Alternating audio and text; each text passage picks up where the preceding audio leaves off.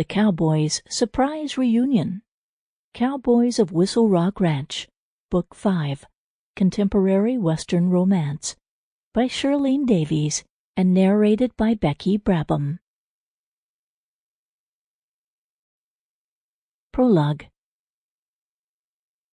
Triple T Ranch, Idaho, November. Quinn Sawyer pulled free of the deep mud along the river's edge, tucking the young calf tight against his side. The rains hadn't let up for 3 days, causing massive flooding. Nothing had been spared, including barns and houses built in the lowlands. Patience was in short supply as ranchers and their employees tried to cross waterways too deep for their vehicles.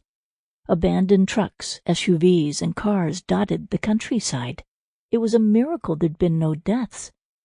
Wrapping the calf in a heavy blanket, Quinn eased his truck into a low gear, making his way across the open pasture to the road 20 yards away.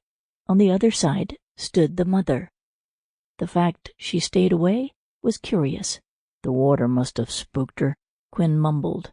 He reminded himself this amount of water would spook most animals. Returning the calf to its mother, he turned toward the main ranch house. The weather was supposed to clear within hours. It would take days for the water to recede to normal levels and the ranch hands to return to their regular chores. Quinn had been at Triple T Ranch for 2 years, and he'd yet to experience anything similar to a standard cycle of work. The job had been explained as an incredible opportunity for a man with his education. Perhaps if he'd been more mature and less captivated by a position most would perceive as too good to be true, he would have turned them down. The incredible salary and opportunity to put into practice what he'd learned in college were too much to walk away from. If he had said no, Quinn knew he would have always wondered. After all these months of dead ends and broken promises, he now couldn't stop thinking about what he'd left behind, who he'd left behind.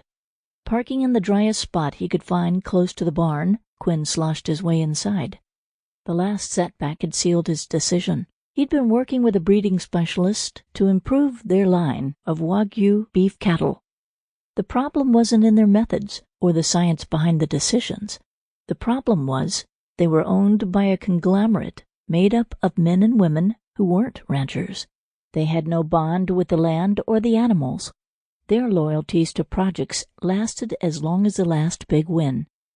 Monies and personnel shifted on the whims of the puppet masters back in Indianapolis. Quinn wished he'd known all of this sooner. Entering his apartment at the far end of the barn, he stripped off his soggy clothes and stepped into a hot shower. He'd identified this day as his last a month earlier, giving notice to his supervisor. It had turned out to be an amicable parting.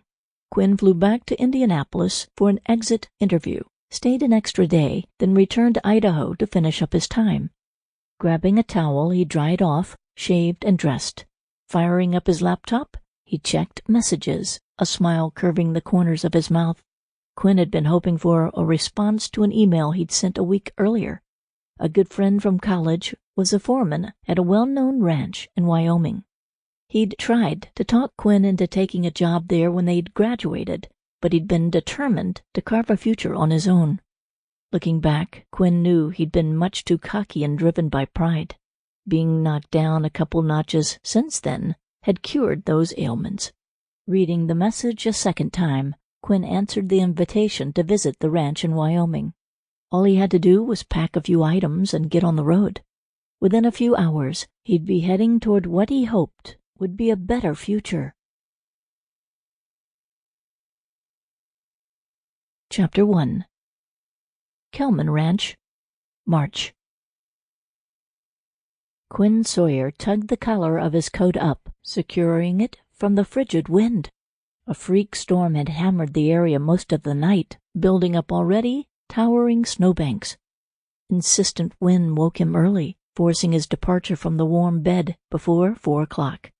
Quinn made the rounds of the barn, stables, and corrals, satisfied all was as it should be. He and 3 ranch hands had delivered hay to the herds before dinner the night before, checking water troughs on the way. They'd make another trip after lunch. Quinn knew Jake and Beth Kelman would be rolling out of bed soon. Returning to the house, he fixed coffee, Sample complete. Ready to continue?